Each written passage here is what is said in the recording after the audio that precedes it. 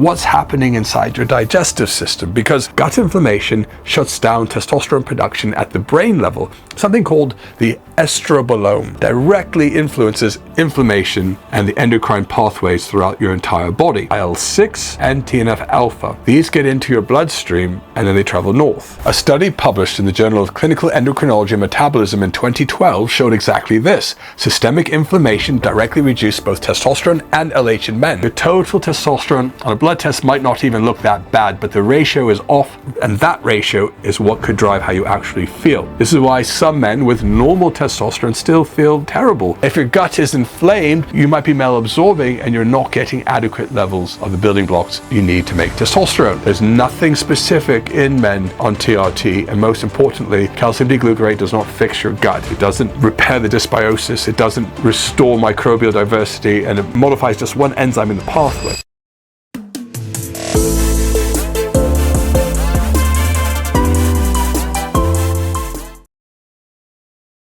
A patient came to us recently, mid-30s, training 4 days a week, sleeping well, eating clean, or so he thought. His testosterone levels were rock bottom. But here's the thing, his problem wasn't starting where everyone assumed it was. It was starting about 2 feet lower in his gut. Stay with me on this, because at the end of the video, you're going to understand a hormone connection that most men, and honestly most doctors, completely overlook. When people hear low testosterone, they think age or old, they think stress, maybe you don't get enough sleep, and yeah, those do matter. What almost no one talks about is what's happening inside your digestive system, because your gut doesn't just digest food, it recycles hormones, it controls inflammation, and it can quietly sabotage your testosterone without ever connecting the dots. Today, we're covering the actual physiology behind this, not surface level stuff, but the real mechanisms, how gut inflammation shuts down testosterone production at the brain level, something called the Estrobolome. It's the gut's estrogen recycling system, and it matters more than you realize. And we'll talk about certain supplements like calcium D-Glucarate and DIM. Do they actually work, or is it just expensive urine? And then it's time to start optimizing and actually get some medical help if this doesn't work. So if you've been struggling with low T symptoms and you can't work out why, this might be the video you want to watch. So let's start with what gut health actually is, because most people get this wrong. When someone says gut health, you probably think probiotics, maybe some yogurt, maybe one of those supplements with 14 strains of bacteria on the label. That's not what we're actually talking about. Your gut is an ecosystem, and like any ecosystem, it has different layers. And the first layer is your microbiome, the trillions of bacteria, and the diversity of those bacteria matters enormously. The second layer is your gut barrier. Your gut barrier is the single cell thick lining that decides what gets in and out of your bloodstream and what stays out. And the third layer is, well, the one people forget, is the immune signaling that happens in your gut. So your gut really is another immune system. It houses your immune system, and your immune system is one of the largest organs in your body. So when the ecosystem breaks down, you don't just get the bloating or the digestive issues, you get systemic inflammation, you get disrupted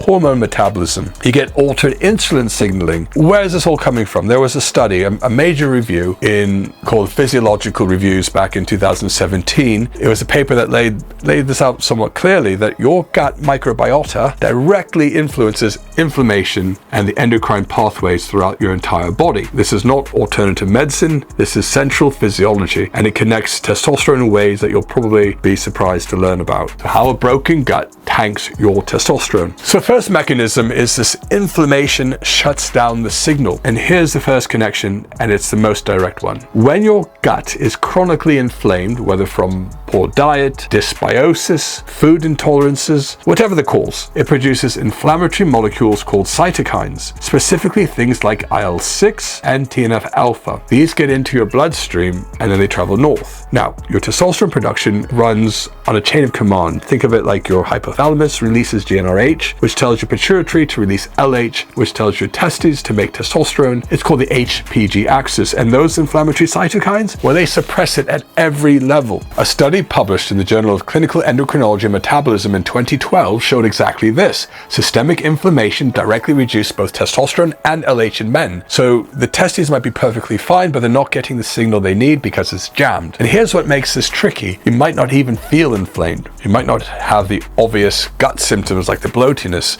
but the inflammation is there and quietly suppressing your hormones in the background. So the second mechanism, the estrobolome. Now this is a part most people have never heard of, and honestly, it might be the most important section of this entire video. There's a collection of bacterial genes in your gut called the estrobolome. Its job is to regulate how your body handles estrogen or estrogen. Here's the process. Your liver does this job. It conjugates the estrogen, it packages it up, and it sends it out through the bile into your gut for elimination. Done, right?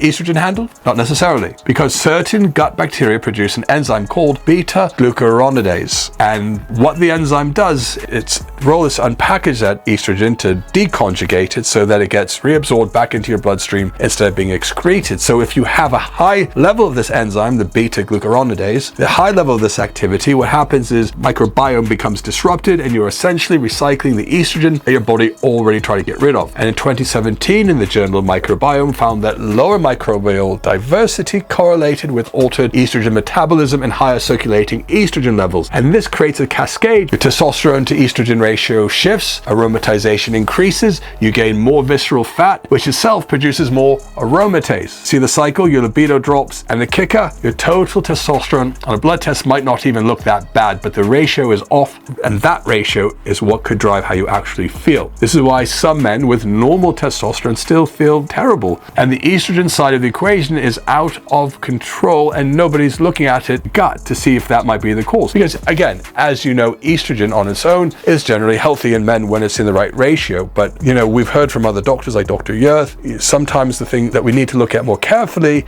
is how much of this enzyme is producing and recycling back too much estrogen in the pathway. And again, it might be due to the gut. So there's a third pathway, and it connects to something a lot of men are dealing with without even realizing it. When your gut barrier is compromised, then the bacterial fragments called lipopolysaccharides, LPS, leak into your bloodstream, and this triggers low-grade systemic inflammation. And one of the downstream effects are insulin resistance. A paper in Nature Medicine in 2015 demonstrated that gut microbiota directly influences insulin's resistance through these inflammatory pathways. Now, why does insulin resistance matter for testosterone? Because insulin resistance increases aromatase activity, so more of your testosterone gets converted to estrogen. It alters SHBG, sex hormone binding globulin, which affects how much free testosterone is actually available, and it shifts your metabolic profile in a direction that fundamentally works against healthy hormone levels. So your total T on paper might look acceptable, but your free T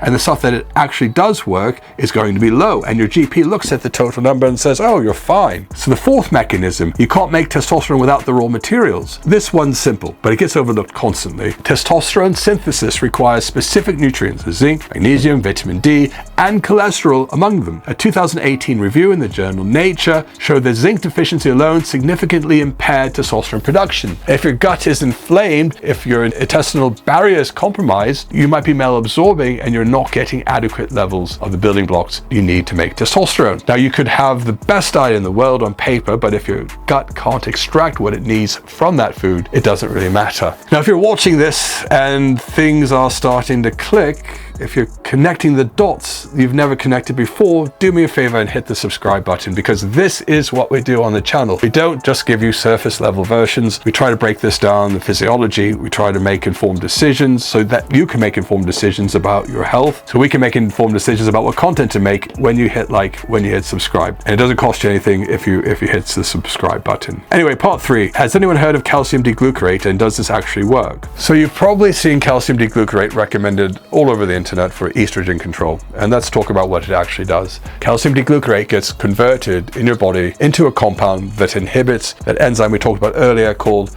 beta-glucuronidase, and it's the enzyme that essentially affects the deconjugation of estrogen in your gut and lets it get reabsorbed. So the mechanism makes sense. Block this enzyme, then you get less estrogen recycling, more estrogen gets excreted. And in a study in cancer epidemiology and biomarkers prevention back in 1997, they did show that calcium D-Glucarate reduced beta-glucuronidase enzyme activity in humans. But this is where we need to be a bit honest with ourselves about what the supplement is and what it isn't. There are no large randomized controlled trials in men. There's nothing specific in men on TRT, and most importantly, calcium D-Glucarate does not fix your gut. It doesn't repair the dysbiosis. It doesn't restore microbial diversity, and it modifies just one enzyme in the pathway. So think of it like this. If your house has a leak in the roof and the water is pooling on the floor, calcium D-Glucarate is a mop, helps manage the water, but doesn't stop the root cause of the leaking. So is it worthy to consider maybe adding this? Well, potentially if you have mild estrogen issues, but understand that it's not a solution, it may help a little bit. Now, what about DIM? DIM works a bit differently, and it's even more misunderstood. DIM is a compound derived from cruciferous vegetables, broccoli, cauliflower, Brussels sprouts. And what it does is it shifts estrogen metabolism. Specifically, it pushes your body towards producing more of a 2-hydroxyestrone, which is considered a more favorable metabolite, and less of the 16-alpha hydroxyestrone. A trial published in the Nutrition and Cancer Journal in 2010 showed that DIM does alter urinary estrogen metabolite ratios. Sounds great. So what's the problem? First, two things. Firstly, most of the research on DIM is in women. The data on men is thin. Secondly, is the one that catches most people out is in particular is that lean men on TRT, DIM can push the estrogen too low, and low estradiol is not a good place for a man to be. So if your estradiol drops too far, you get joint pain, you get flat libido, flat mood, which is ironic because the reason why people sometimes take it is to improve it. Sometimes your erection quality suffers and you feel emotionally numb. All the symptoms are low T or low estrogen. So DIM does not automatically help everyone in that context, and it may not even help your body composition. So